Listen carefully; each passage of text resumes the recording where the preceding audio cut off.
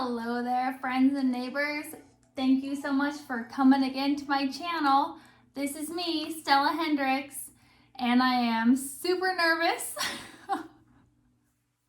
and super excited to present my Jasmine Fiore project that I have been working on.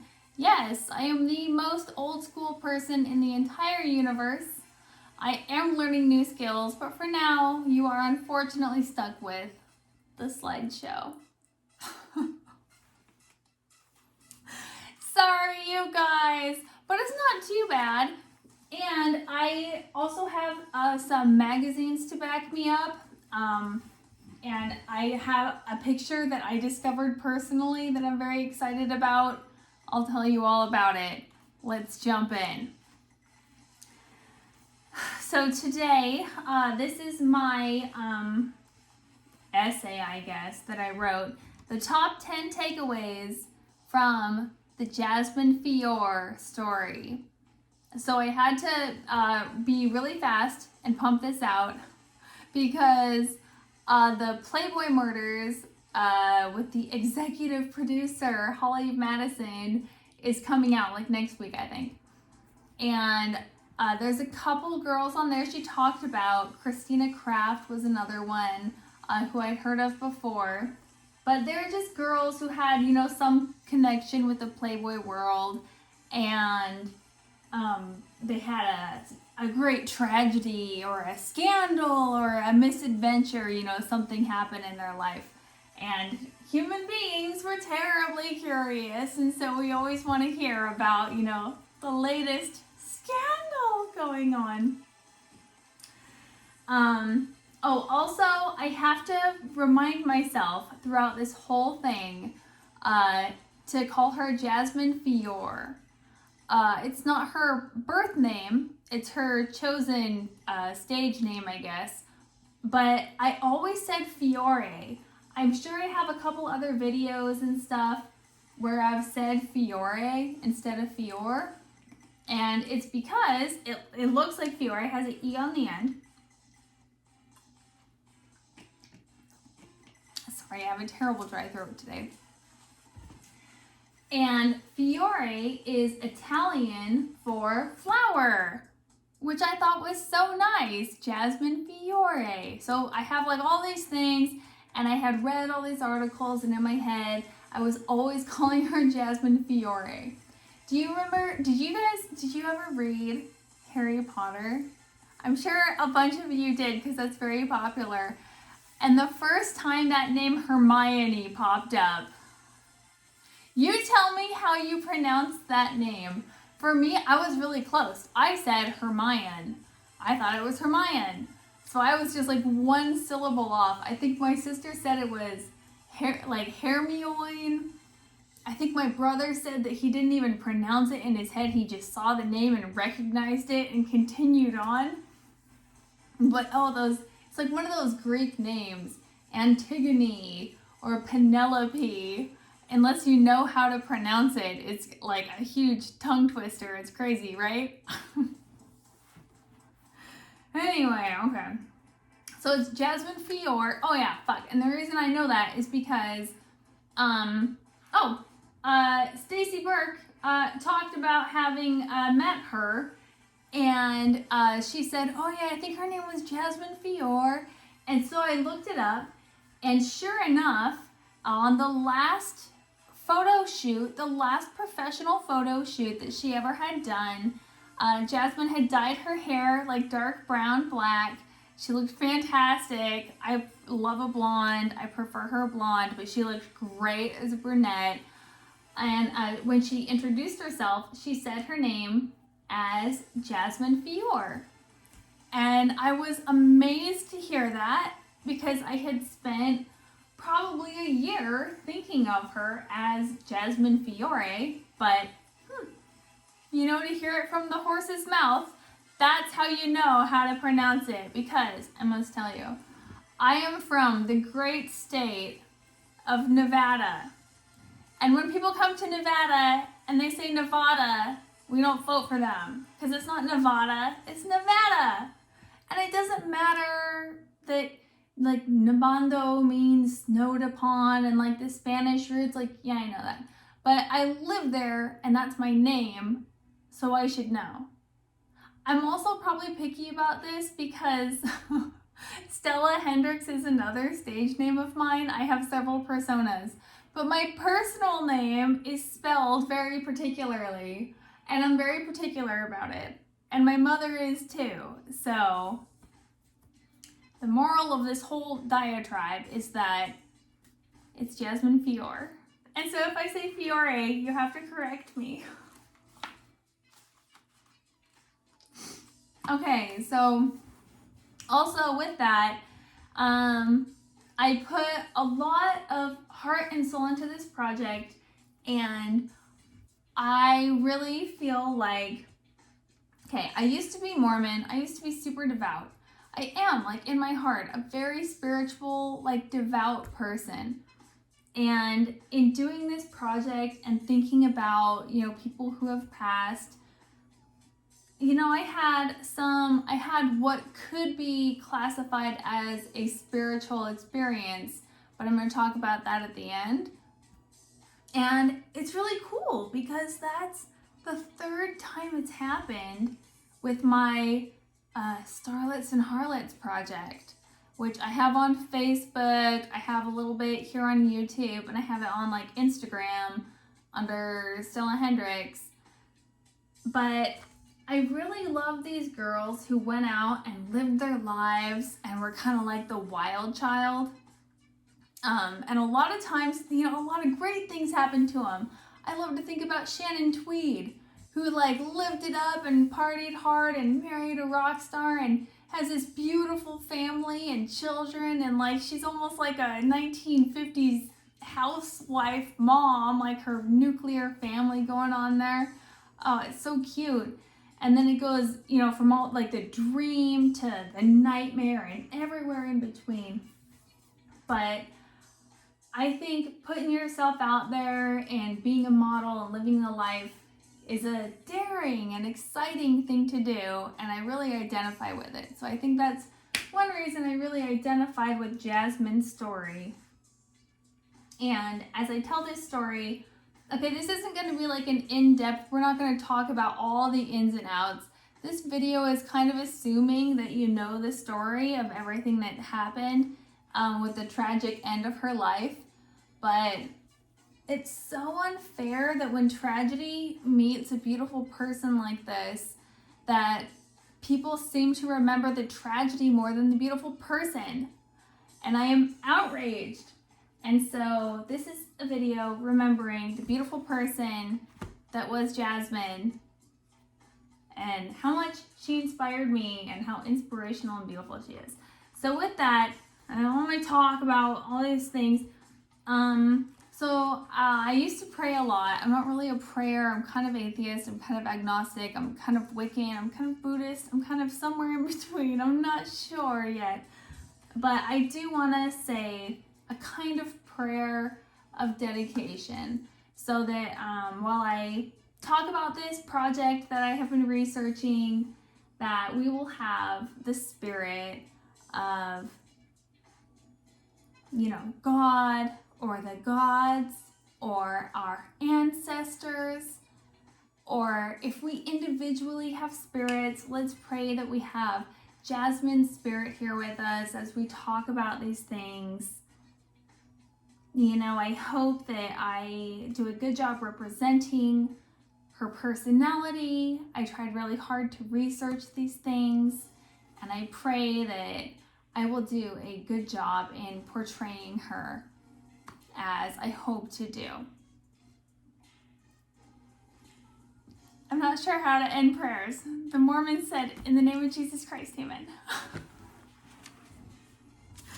Okay, so I got a couple of these magazines first to portray the Jasmine Fiore story. Don't worry, we're not talking about Kate. I'm not a big fan of hers. Okay, so sometimes we will see another individual who's in this story, and we just black out his face because we don't really want to think about him or talk about him, and we're gonna kind of over that as much as we can. So here's Jasmine.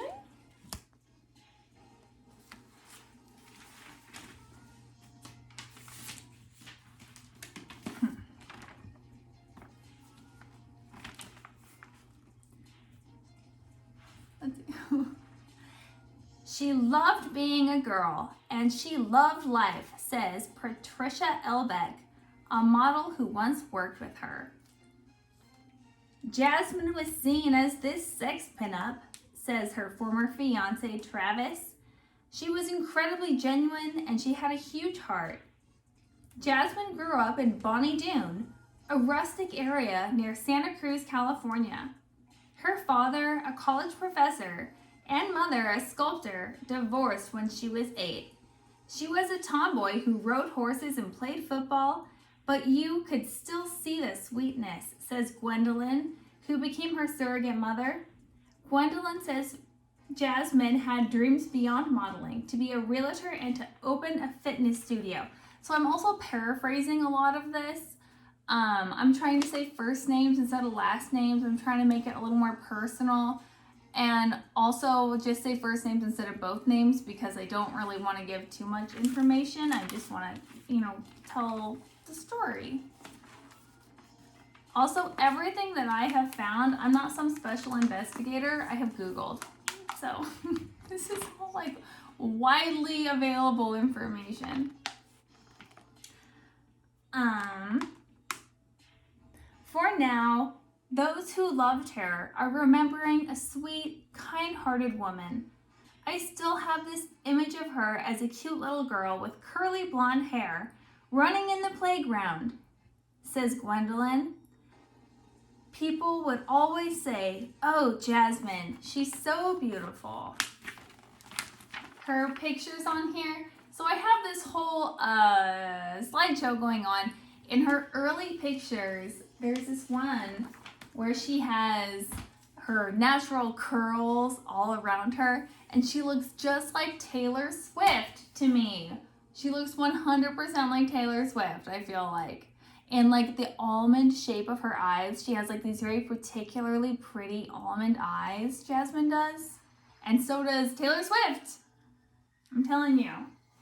They have the look. Okay. So the next thing we have, I went through every 2006, 2007, 2008 Playboy scouring for pictures of Jasmine, and this is as close as I got, as close as it gets. If you find something better, please let me know. This is September 2007, and this one kind of just matches one of the pictures here on the slideshow. You'll see Jasmine at this kind of car show or a car wash project or something, and she's got these red stick-on bikini top things like these girls here.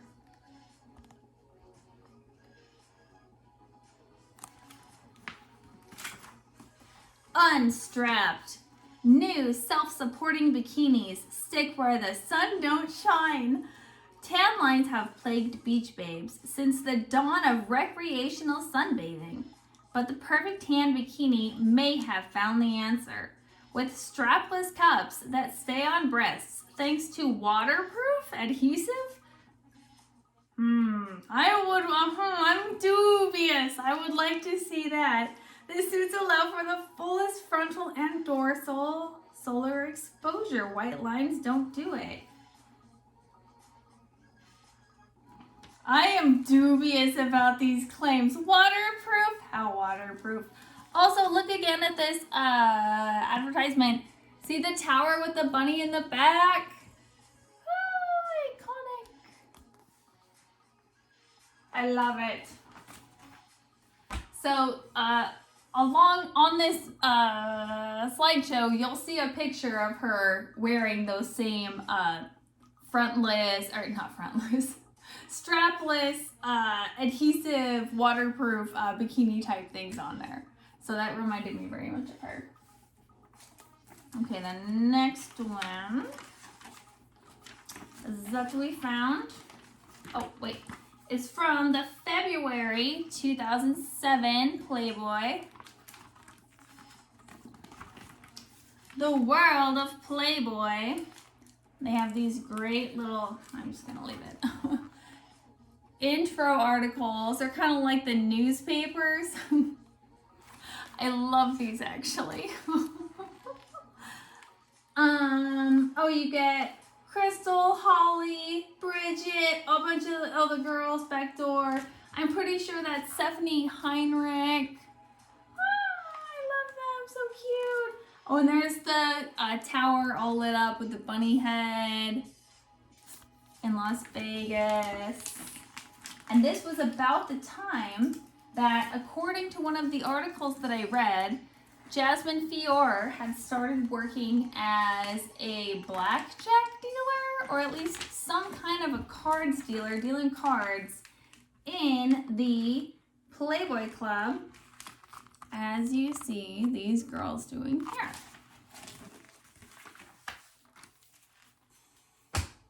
So that would have been in like 2006, 2007 that she was working there and doing that. Because it had just opened.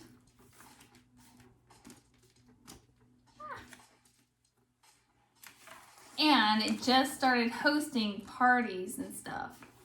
So this one, oh my God, this one was, I was so excited I found this one. Okay, this one I'm excited about. Okay, don't oversell it. This is January 2007. And people who watch my channel, do you remember how I got super obsessed with Star Stowe? And then I made that Star Stowe video. I think I actually have 2 Star Stowe videos. And I was looking through all the Playboys, looking for pictures of Star Stowe. Well, I was doing that with these Girls Next Door era Playboys for Jasmine Fiore. And I found pictures of like the bikinis that she wore. I found lots of painted girls at like the same time frame that she was there, but I couldn't find an actual picture of Jasmine Fiore. But friends, I think I found an actual picture of Jasmine Fiore inside Playboy magazine, which officially makes her a Playboy model or Playboy bunny or whatever. I know everyone has different standards about their definitions for that. But I'm pretty sure I found her. I'm pretty sure. She is right above the girl with the bunny ears with the very light blonde hair.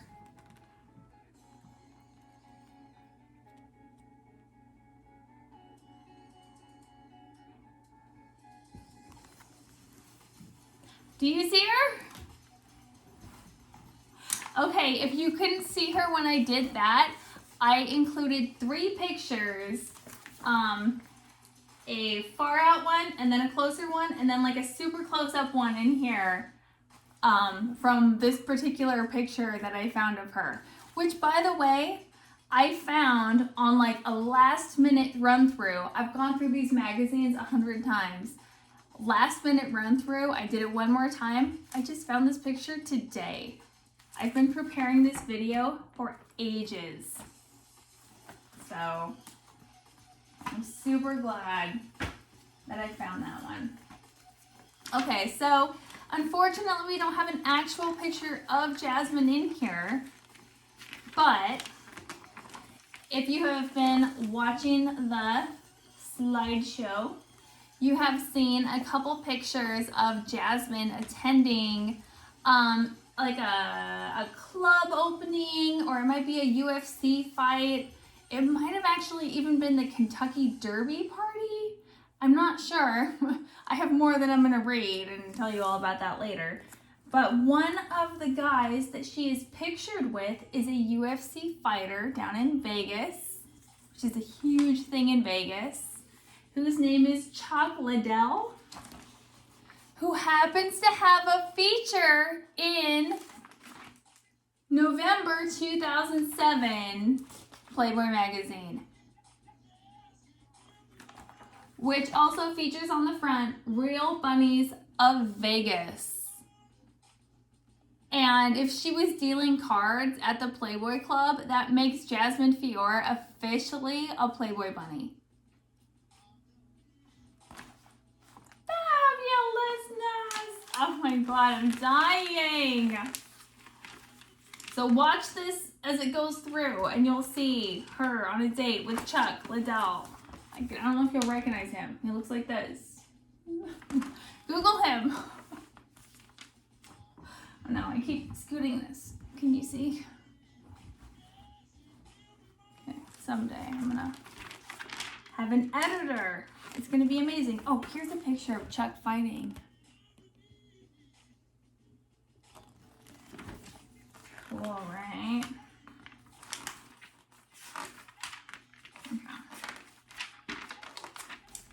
So I just love these bunnies so much, and I love the Playboy Club so much.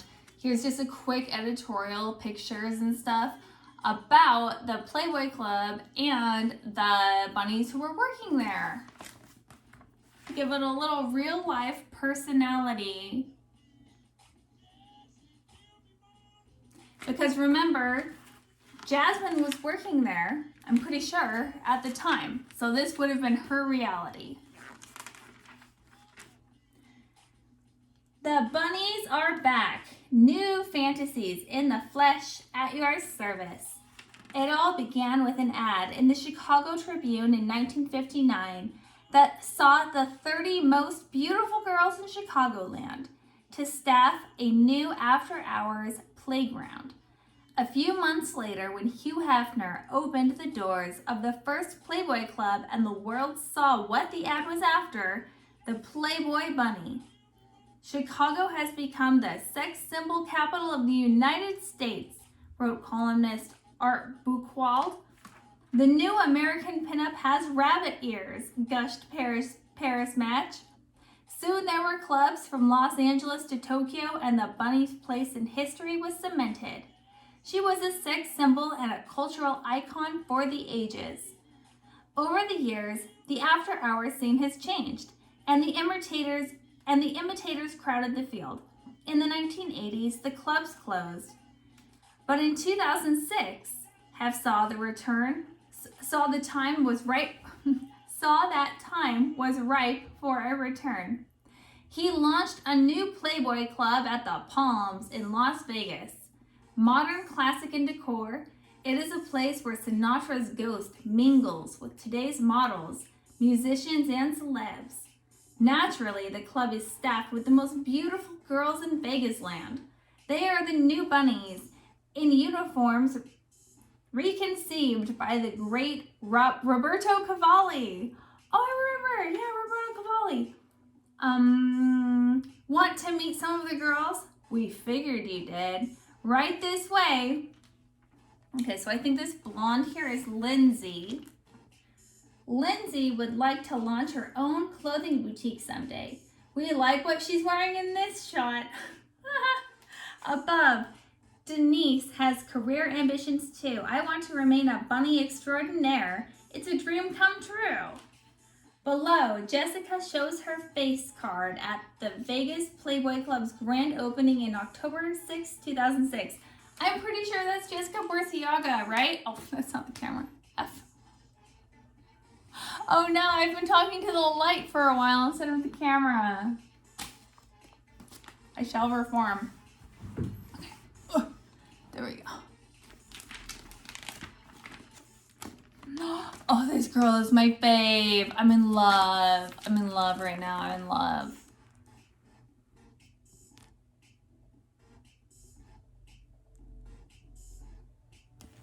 Oh gosh. Meet beautiful blackjack dealer Patty. What's the only thing that beats a 21? A pair of 34Ds. Hilarious. Anyway, we can't stay all day looking at the bunnies. Ah! But they are incredible. Oh, the twins. Oh, a gift from the gods. We love them. Okay. Perfect. All right, now we have gotten through all of the traces of Stardust of Jasmine that I could find in the Girls Next Door era Playboy magazines that I had. So now I want to read a little paper that I wrote, a very long paper that I wrote about my top 10 takeaways from the Jasmine Fiore story. Now remember, I'm not going to go through all the details of everything that happened. This is kind of a reaction video, more than like a deep dive into all the details of the story. You can find all the gruesome details if you want to find them online. That's not really what we're here about here. We're more about the memory of the fabulousness of the girls. So, with that in mind, let's jump in. Starting from 10 to 1. 10. Her tomboy roots. Perhaps unusual, since she blossomed into a gorgeously hyper-feminine adult, Jasmine as a young girl, attending elementary school and growing up in Bonnie Doon, Southern California, was a tomboy. Named by a Scottish settler after an old Scottish song, Bonnie Doon is a small town near Santa Cruz, famous for lavender farms and wineries. Family and friends recall a wild blonde hair pulled back into a ponytail on the youngster, who also liked to rub charcoal under her eyes when she played football with the boys. She grew up in the small town, raised by her single mother since the age of 8, and she liked a lot of outdoor, small coastal town activities like horseback riding, sailing boats, and riding motorcycles. Jasmine's mother could not afford such expensive things as boats and horses, but their kindly neighbors nearby helped out, allowing Jasmine to ride their horses for hours on the weekends. Amy, a family friend, said that Jasmine was a frequent guest at their home after Jasmine became friends with her stepson in 5th grade.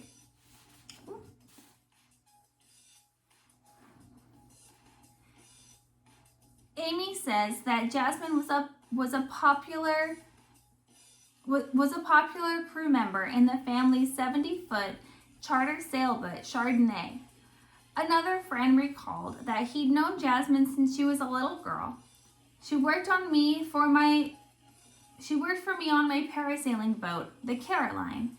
She was a crew member, helping people get into their harnesses. She was about 18 or 19 at the time. Thinking back on her childhood, friends talked about the many great times together, be it racing through the forest on horses, planting flowers together, or snowboarding. Even after Jasmine's big move to Los Angeles and Las Vegas, her enthusiastic love of horses and boating was well known. There are even videos of her out on a boat, her long blonde hair in braids, looking for all to see like a Disney princess. She's enjoying a beautiful Vegas afternoon out on Lake Mead at a place called Wishing Well, smiling and looking happy and angelic. 9. Boss Babe. Even as a tomboy little girl, Jasmine's work ethic and dreamer spirit was clear for everyone to see. Her first job was as a teenager bagging groceries at the local supermarket, Shopper's Corner. She was just a great kid, Jasmine's mother said. She was a lot of fun, she was smart, she had an agenda. You know, this is a girl we called General Jasmine when she was 3. The girl woke up, had a plan, had like all kinds of stuff going on from the little start. Oh, Jasmine, she was just exciting. She brought a new lease on life to us here, family friend Amy reported. She further described the model as focused and ambitious. She was a beautiful girl and she knew it could take her places. She wanted big things in her life and she was going to go get them. She wanted to be famous. This girl could reach for the stars and she could actually obtain them. She had a desire to be wealthy, her friend Everett recalled, and while modeling was easy for her, she knew she wouldn't get independently wealthy that way. Everett was considering opening a mortgage business in Las Vegas in 2006, and Jasmine was supportive and eager to help, he said. Other friends recalled Jasmine's ambitions in real estate. She had obtained a realtor license and planned on opening her own business, a private fitness studio. 8. Big-hearted and sweet.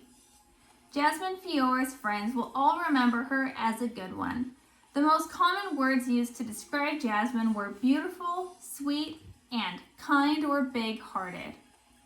Marta, a personal friend of Jasmine from Las Vegas, recalled of her, if you needed a job, she would do whatever she could to help get a job. She had a big heart. She'd come over and sit by the couch while I cried. She dropped everything to help. She was a real sweetheart, Everett said. There's a lot of memories. I really want others to remember her as the person she was. Very caring, generous, loving person. Beautiful inside and out, a very sweet human and a very sweet person and a supportive human being. Gwendolyn recalled the times Jasmine would surprise her with visits or gifts. On Mother's Day last year, she came to a Pacific Avenue salon where she worked, holding an orchid and a Mother's Day card. Gwendolyn had long felt like a mother figure to Jasmine. She was part of our family. She always surprised me with very special things. One time, she flew me to Vegas and treated me like a queen. She was a pretty girl who had a big heart and would do anything for you. I knew something was wrong when she didn't call about the fire, she said, referring to a large, devastating wildfire that had passed through her town. Gwendolyn last heard from Jasmine on August 1st, 2009, when she sent a text message saying she was on her way to a party in Malibu. Jasmine had a heart of gold, she said. Jasmine would always say that she didn't belong in Bonnie Doon, but she never forgot her old stomping grounds, and friends knew that she would have reached out to check on them after the fire. She had a really big heart. She was a wonderful person, really kind-hearted. She was thoughtful. Jasmine's mother, Lisa Lepore, remembered. She continued that her daughter went out of her way to look after her friends and family. She was just a delight. She was big-hearted, passionate, loyal friend, her obituary complained. Thank you for cheering us up when we are down, giggling with us, inspiring us, and challenging us to be stronger than we ever thought we could be. People would always say how kind and friendly she was, Gwendolyn told reporters. She had a quality that a lot of people don't have, a sincerity. She was wholesome, happy, fun-loving lady. She had a rough upbringing, but she reached for the stars. Jasmine's former fiancé, Robert, said that Jasmine was a very caring individual. We had a very close relationship for a long time. She was just a beautiful person, a very beautiful person. Everybody loved this girl, whether they were movie stars or producers or the garbage collectors at the apartment complex, Jasmine's mom recalled. She was adventurous. She was strong. She loved animals. People who met her, even for the first time. She was a shining light. She had this exuberance, this vibrancy. Jasmine meant the world to many closest to her, her obituary read. She was our beloved friend, sister, and daughter. Her kindness, sincerity, and loving nature will be cherished and missed and live on in our hearts and dreams. On her YouTube channel, Playboy model Stacey Burke recalled Jasmine Fiore as a striking, beautiful, sweet spirit who gravitated towards her because of their similar backgrounds, particularly that of sudden, spontaneous marriages that were now on the rocks. She was really sweet, really loving. You could just tell, you know? She was beautiful. She was so young. How did it end up like that? I showed her around the monkey cages and we just talked. She wanted advice and we kind of bonded over that, Stacy Burke reported. Jasmine has got this, oh yeah, okay. Oh, here it is, the crochet bikini. She's got this crochet bikini on in the picture with Stacy Burke, and then in that other picture where she's got a number on, and then another pink one in another picture. I think Jasmine had that crochet bikini in like 7 different colors or something. It really suited her. It was really pretty. Oh, that was good timing. That was wonderful timing, except for I think my song playlist is over. Okay, we're gonna be a little unprofessional. And we're gonna put it back on because that was so much fun. What happened, playlist? Come back.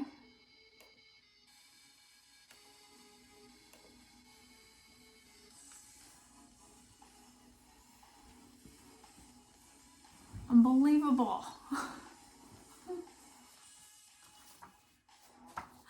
Okay. Has the crochet bikini in the pictures with Stacy Burke. There's a yellow one that you can see, and I just got the pictures off of the internet. Yeah, I just found them from Googling around. There's another one in teal and pink also that I showed. Very cute bikini. I love it. I need it. And I love the idea of crochet bikini because the holes are kind of big and it's kind of like scandalous. I feel like.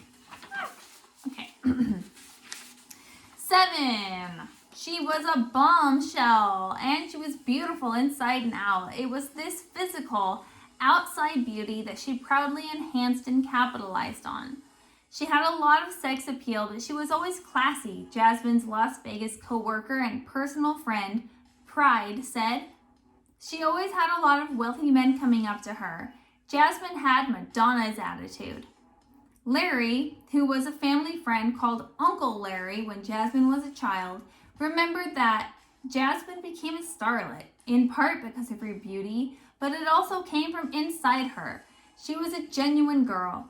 Every time she came home to get a hold of her roots, I would tell her, Jasmine, you're swimming with sharks now, so just be careful and be safe. Jasmine was an energy when she walked in the door, said Ken, chief executive of the talent agency that Jasmine used. Every picture that you see with her, with the big smile, that was her. And you could just feel it. It was real. It wasn't a phony smile. It wasn't a picture-taking smile. It was who she was. She was exuberant, said Gwendolyn, whose 2 sons were in school in California with Jasmine. She was radiant, gorgeous. Every man I ever knew that saw Jasmine, because there was that inner beauty as well as the physical beauty, they fell in love with her at first sight. I mean, she may as well have been Marilyn Monroe incarnated. Jasmine did like men, and men liked Jasmine. Wherever we went, there were men winking at her and wanting to know who she was. A lot of people see Jasmine's look and would immediately compare her to a Barbie doll. And in some ways, I agree. The long blonde hair, you have the little waist and the ample curves, long legs, glamorous. But if I was going to pick out a doll that was really Jasmine's doppelganger, I would have to go with the Bratz dolls. I am pretty sure there is a comparison on here that I had stumbled across on the internet that's like looks-like.com or something. I don't know if it exists anymore. But it compares Jasmine to a Bratz doll. And I gotta say, okay, she's a great Barbie doll, but as a Bratz doll, like she should have been the spokesmodel for Bratz dolls. Oh my gosh, 100% Jasmine. It'll come up when you just keep watching. Don't watch me. Watch the slideshow. It's more interesting. Okay, let me see. Or what I think she was. The Bratz doll. Oh, okay. Number 6. The impressive and impertinent implants. Jasmine had natural beauty in spades, but also decided to invest in her physical appearance by getting breast enhancement surgery. Any woman who makes this decision is unfortunately opening her up to the derision of the green-eyed and the ignorant, but it can also be a great investment, and for Jasmine it was. And the implants are, to me, a very interesting factor in this story. So I'm actually in this one, the other ones I've read a lot from obituaries, news reports, things that friends said about her personality. But for this particular one, it's mostly going to be my perspective on the situation. So breast implants can be seen as dangerous from a couple perspectives. There's some physical risks with any surgery, pretty minimal, not too bad. In my personal experience, I was back on my feet in about 3 days, back to my old self in 2 weeks, and they really settled after like 3 months. So, not too bad, but that is a fairly serious surgery. Afterwards, most women don't have to much think about those implants for 10 years. But in some cases, they just don't jive with your physicality. You might start getting back pain, chest pain, shoulder pain, or other discomfort. Anna Nicole Smith talked about that ever since she got the breast implants, it was problem after problem after problem. Thankfully for me, they settled in just fine. I've never been happier in my life, but that doesn't work out for everybody. It's definitely a little bit of a gamble. If you manage to avoid all of these pitfalls, you'll still have physically apparent, deliberately enhanced female sexuality and all the societal quirks and implications that follow that. Little treasure. Jasmine was a show-off. The sister of Jasmine's alleged murderer reportedly spat to a reporter even after Jasmine was gone, as if it lessened the crime somehow. But still, implants can serve well to protect you. So I did end up enjoying stripping, but it was a last resort for me. Initially, I was desperate and a few steps from homelessness. And I was never like a top girl at a club or anything, but I did manage to pay my rent. And it gave me a real sense of independence and pride and self-ownership over my body, my sexuality, my independence. It was such a good experience for me. Such a good experience. And but then after my boob job, I found my job to be much easier. And I know that money can't buy happiness, but money can definitely pay the rent. And I definitely felt happier sleeping in my apartment than in my car, and I think I was probably safer in there as well.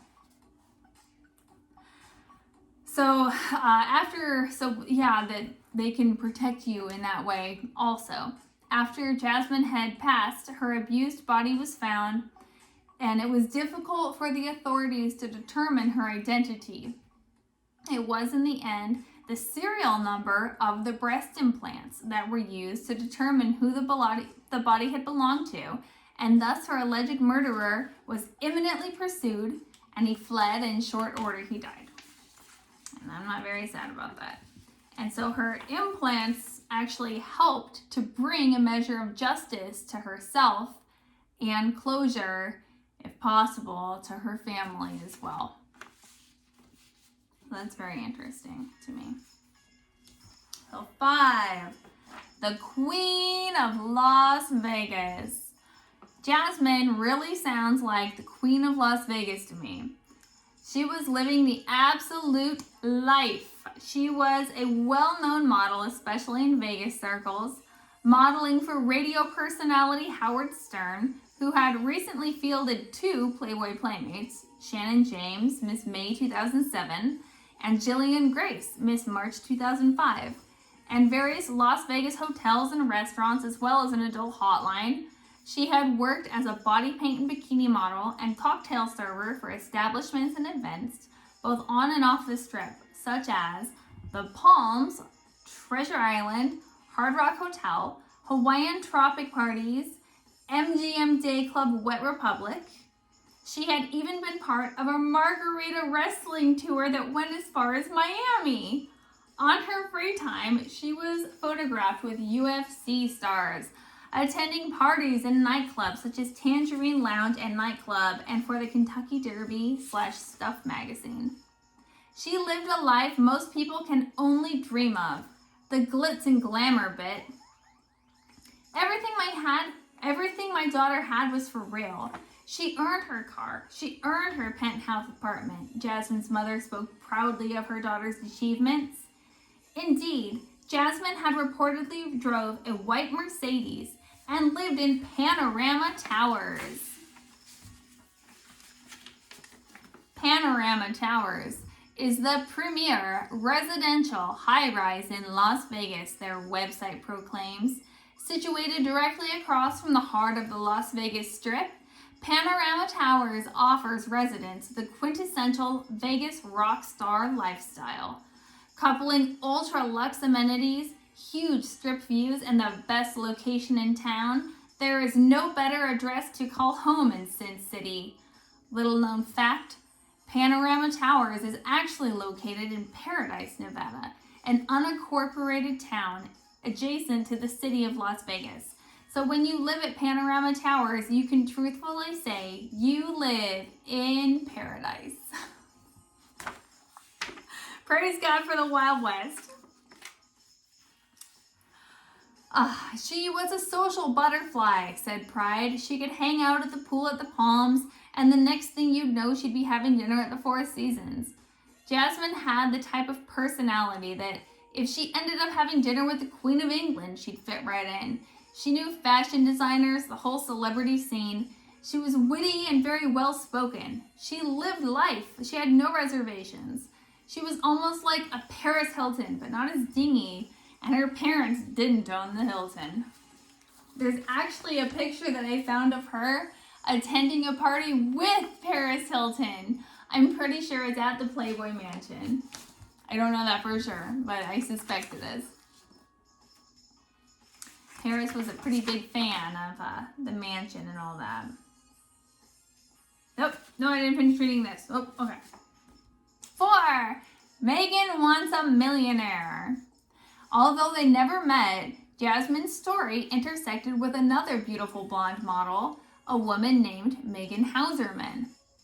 Megan was already a bona fide reality TV star with such shows as Beauty and the Geek, I Love Money, Rock of Love, and Charm School under her belt. She was such a fan favorite that producers decided to give her a new reality show based around her. Meghan Wants a Millionaire was set to feature 18 single bachelors, all of whom had a net worth of at least $1 million, living together in a mansion and competing in various events to win the hand of the lovely Meghan as their trophy wife. The cast included a host of colorful and interesting characters, which unfortunately also included one particular dirtbag, allegedly, in my opinion, named Ryan. Now, Ryan is the alleged bad guy of our story, and in his whole life, he never wanted anything so badly as he wanted to be famous. Thus, I have blocked out his allegedly stupid face from all of the pictures on the slideshow. But, that's when you see that, that's him. So Ryan was a smarmy, smooth talker who wore a fake Rolex, veneers that were too big, and had only one pair of suit pants according to other contestants on the show, but who somehow managed to ooze his greasy way into Meghan's real affections. So much so that Meghan was seriously considering letting him win the show. But upon promptings from producers as well as objections from friends who called Ryan a player, Meghan cut him from the show during the finale. Feeling a little conflicted about this a few weeks later when the show had wrapped, Meghan reached out to Ryan on the phone, only to find out that Ryan had already gotten married to a more beautiful, more blonde, more busty, more glamorous model than Meghan. named Jasmine Fiore. Megan Wants a Millionaire premiered in August of 2009, but it was canceled after just 3 episodes because of the suddenly infamous tragedy that was now plastered over both every tabloid and a reputable news source in the nation: the death of Jasmine Fiore at the hands of Ryan. Megan Wants a Millionaire was permanently yanked off the airways, and Megan Hauserman was never seen in reality TV again. Of course, Jasmine's loss of her life is the most tragic part of this tale. But it never fails to anger me when I think of it that 2 women, Megan and Jasmine, were both put in the path of a violent criminal by allegedly, this is all allegedly, in my opinion, all allegedly, were put into the path of a violent criminal by a TV entertainment company who failed to discover Ryan's prior history of violence towards women. He did have a legal record, a violent criminal record in Canada before he went on the TV show. And when Jasmine paid the price for it, the program decided to repay Megan for the danger she too had been placed in by ending her career and dreams. Allegedly, in my opinion, of course. But don't worry too much about Megan. She did eventually find and marry that millionaire she'd always dreamed of. Years later, Megan reflected on her married life. I want to have my little babies, and I want to be an expert tennis player. I want to devote my life to tennis and to children. Megan is currently living in Boca Raton, Florida. I hope she has all the babies she ever wanted, and she is the best tennis player in the state. 3. Playboy model? ? Much has been made of Jasmine Fiore's involvement with Playboy to the extent that false reports abound that she was a playmate or a girlfriend to the heft, but this isn't quite the truth, and is the result of the media's gross tendency to hyper-sensationalize news around both beautiful women and those who harbor them, such as Playboy magazine, and to portray such events in as salacious and dirty as possible a light. Oh, good old slut-shaming. Jasmine, as a professional, beautiful party girl, would have been no stranger to these silly insults while she was alive, and doesn't seem to have paid them much mind, and was sure of herself and her choices, even when family friends back home chose to ostracize her because of it. While Jasmine was not a playmate or a girlfriend, Jasmine was a Playboy brand ambassador, a painted model for Playboy parties, and coordinator for Playboy's Girls of Golf, and even dealt cards upon the reopening of the Playboy Club at the Palms Casino. I wonder if this means she got to wear the bunny suit. Yeah, I'm not 100% sure about that, but I'm pretty sure if she was dealing cards, she would have worn the bunny suit and she would have been like a legit bunny. Oh, I would have died to be a bunny. Oh my God, that would be so glamorous. Please, does someone have a picture of Jasmine in a bunny costume? I will die. I'm so excited for Holly Madison's show to come out. I'm like dying to see what will be on it. Okay. What the fuck was I talking about? Okay. Bones of Gold bunny suit. She did a lot of body painting gigs at the Playboy Mansion. She knew Hugh Hefner, said Pride, friend and former coworker of Jasmine's. She told me that she visited Playboy founder Hugh Hefner's mansion, and she was invited to stay there, but she said, "That's not for me." She told me that she liked the people, but she didn't want to stay there. Jasmine's Uncle Larry said, "It was a good professional association for her, but she wasn't a centerfold." While she certainly is a gorgeous girl and has many photos to prove it, Jasmine never posed for Playboy. Spokeswoman Teresa Hennessy confirmed, although Jasmine did work for the famous men's magazine. Except for, do you remember what I found a little bit earlier? I think it was this one, right?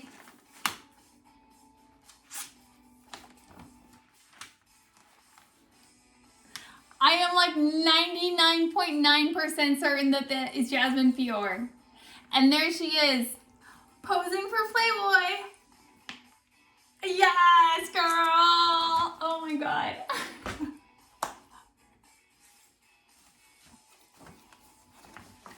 Oh my god, this is the longest video of my life. Okay, that's okay. That's okay. I think biography videos are going to be a little bit longer. All right, we are down to number 2.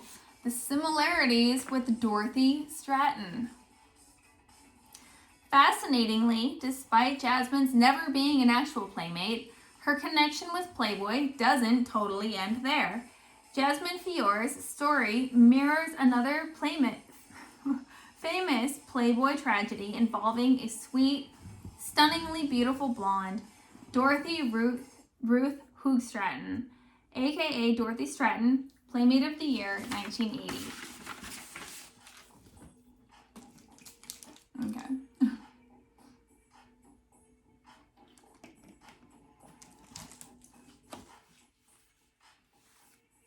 Make sure this doesn't like go to sleep or something.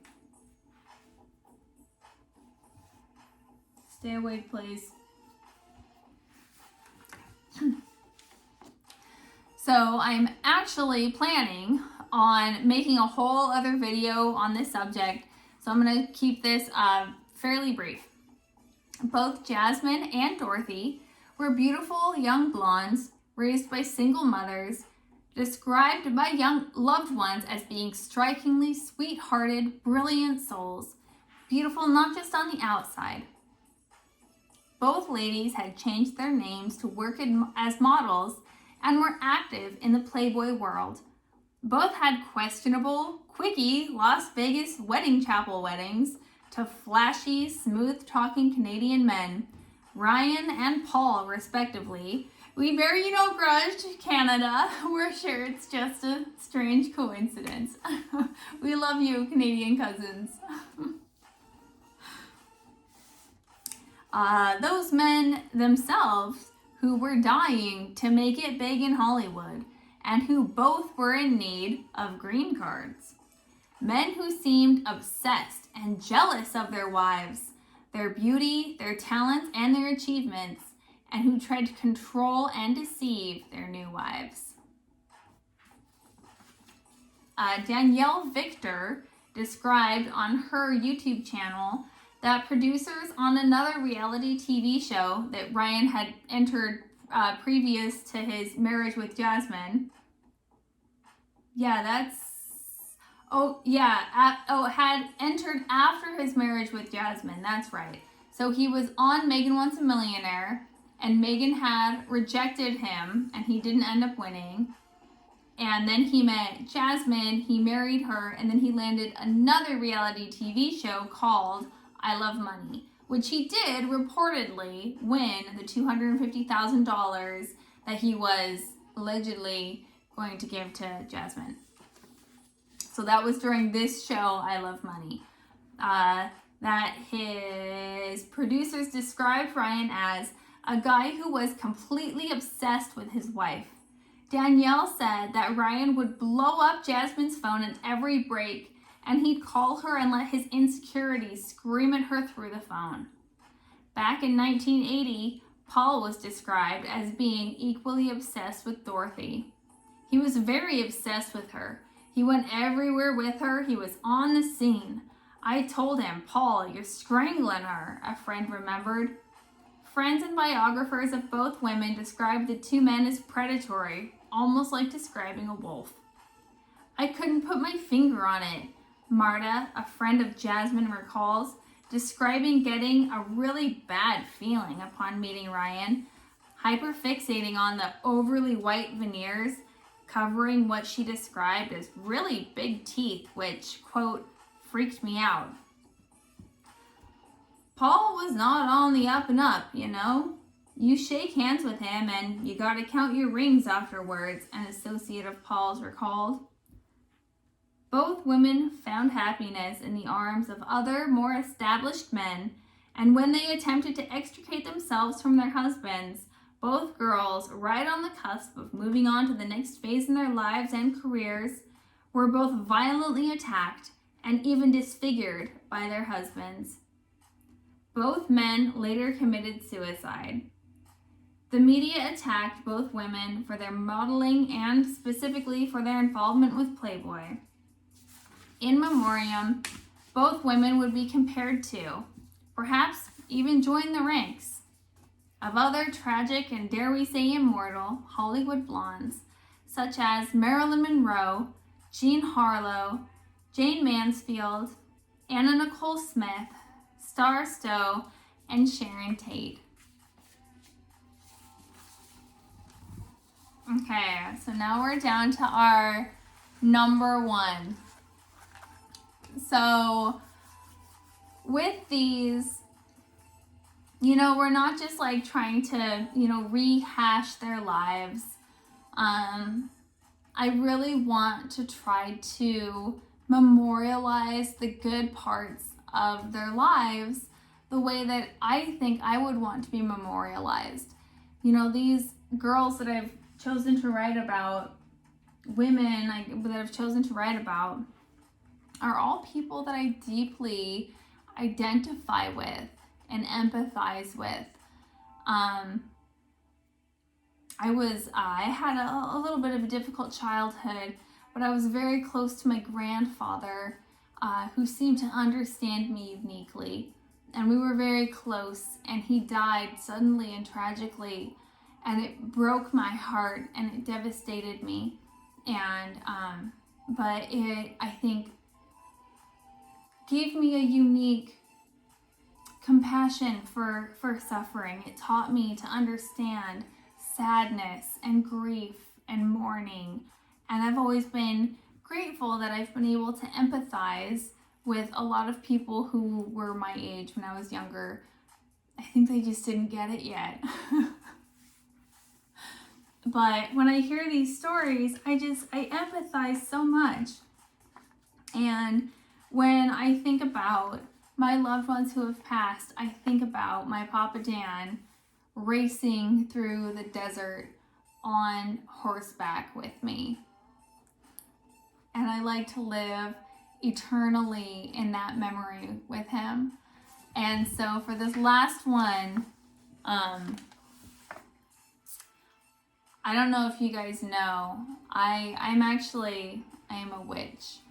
I have a little bit of magic. I don't have incredible magic.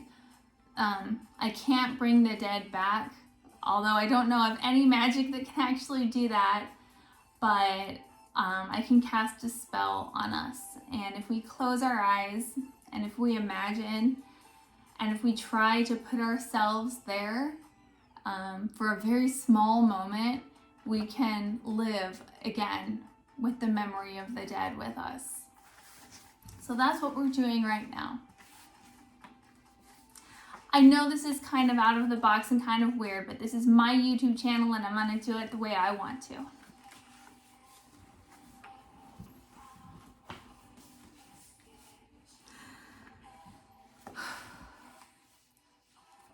Number one, our beautiful shining star. It's really important for me to try and frame all of my tragic starlets and harlots features in such a way as to emphasize the wonderful parts of each woman's life. And I think we could do no better for Jasmine than to remember her at what's surely one of the highlights, the 2007 Playboy Midsummer Night's Dream Party at the Palms Playboy Club. The first Playboy Midsummer's Night Dream Party was held at the Playboy Mansion in Holmby Hills in August of 1977. Hugh Hefner had started the pajama party craze at his 1973 New Year's party, a theme which eventually morphed into lingerie or less.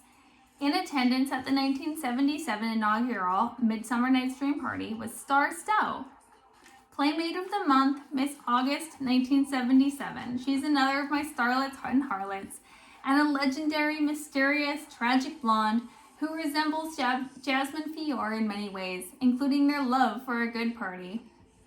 I like to remember Star Stowe as dancing at that first ever Midsummer's Night Dream Party, And well, that 1977 party was such a smash hit that it became an annual event held traditionally at the Mansion West. 2007 marked the very first time that the sister party was held at the Palms Casino Resort, home of the Playboy Club. The event billed itself as the event of the year, featuring a poolside masquerade lingerie bacchanalia that is only comparable to what takes place inside the coveted gates of the Playboy Mansion. The event will feature body painting by body paint artist Mark Frazier, the same employed by the mansion, and one-of-a-kind performance art in and around the entire pool area. The video clip of the event, posted by 9 Groups, shows fire spinners, satyrs, go-go dancers, magicians, belly dancers, DJs, live music, live animals, and fairies frolicking all around as music pulsates and colored lights flash and flicker in the background, lighting up the palm trees, the pools, the draperies of the elegant poolside cabanas. The Playboy Mansion party was said to have been replicated in minute detail, with some cabanas rented for around $5,000 that night. That night, Jasmine Fiore and her friend Pride were winged fairy goddesses, photographed partying happily poolside. In that eternal moment, Jasmine looks a lot like an angel in her white dress and wings, her golden hair coiffed perfectly, sparkly eyes and big grin on her face as she lifts her foot daintily for her best pose. In the next moment, she probably put her foot back down and laughed and swayed to the beat of her favorite songs, the music turned up to maximum. Let's close our eyes and imagine ourselves there with her that night. I love Las Vegas, and there is no better time to party than on a pool deck in Las Vegas in the autumn nighttime. Vegas is made for the nighttime. The city doesn't even start to wake up until dusk, when the first neon lights start to stand out against the darkening skies. There was always something defiant in their beauty, something daring in their dazzling brightness against the darkness. It was like a city of stars, stars that shone brighter and brighter even as the sky darkened around them. The desert air was dry and warm, even at night, making the night warm enough for several people to jump into the pool, where several mermaids swam. It's a perfect moment and a perfect party. The stars are brilliant above you, and the lights around you are brilliant, and you yourself are brilliant. I like to think of Jasmine this way, dancing and smiling and laughing at the 2007 Midsummer's Night Dream at the Palms Pool, with her friends, eternally caught up in an endless loop of that wonderful, beautiful moment. In a memoriam written about her, Jasmine's loved ones call her a star. Heaven be kind to you this first birthday with the angels. Sing sweet for this beloved one, our shining star gone too soon. I know that for me, every time I drive through Las Vegas or hear an announcement about the upcoming Midsummer Night's Dream party, I will always think a little bit about Jasmine Fiore, who was one of the brightest lights that the city of lights, the city of stars, Las Vegas, has ever known. So thank you so much for inspiring me with your beauty and with your adventurous spirit, Jasmine Fiore. And I wish you eternal happiness and to be one with the universe.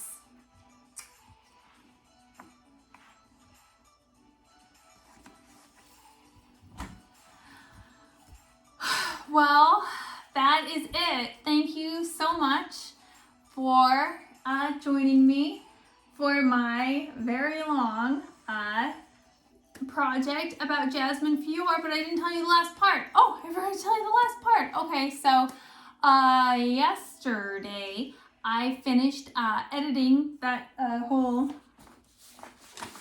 script to read for today. And then I went out to dinner and I was like, oh, whoa, it took so long. Oh, I feel good about it. I hope it's good. I'm thinking about it, all these things. And I was going out to dinner and I usually get a rosé. Rosé is my fave. And pardon me, And I looked on the wine list, and the only rosé that was available was from Bonnie Doon, California. And I'm not a terribly religious person, but I am a very spiritual person. And I'm not saying that I know anything in fact. I only appreciate the poetic beauty of things that might be. And that really felt like, you know, I really hope that in some way that was Jasmine reaching out from Bonnie Doon and offering, because that only rosé on the menu was from Bonnie Doon, California. And that was Jasmine's hometown. And that really felt to me like the reaching out. If, you know, if there are like spirits and they can reach out, then it would be something like that, right? Like, that's definitely not proof or anything. You atheists out there, don't get me wrong here. It's just like, it's nice to imagine it could be, you know? Let's be poetic for a minute. Why must we be so scientific and mathematical all the time? I would like to know. All right, so thank you so much for watching my Jasmine Fiore tribute video. I'm super excited to see Holly Madison's Playboy Murders come out. I can't wait to see what I'm going to find out. I'm sure that Stacey Burke is going to say more. I'm sure there's going to be more details and pictures and all kinds of cool stuff. And okay, so this is just the Playboy Club at the time. Playboy bunnies at the time. I wish I had a picture of Jasmine herself. I don't know if she actually wore the bunny tails. I assume she did. Yeah, this is the picture that I found of her. That picture of Jasmine Fiore. It's in, I gotta make sure this is the right one. Yes, January 2007 is the one you want. Let me smile for this is gonna be the thumbnail.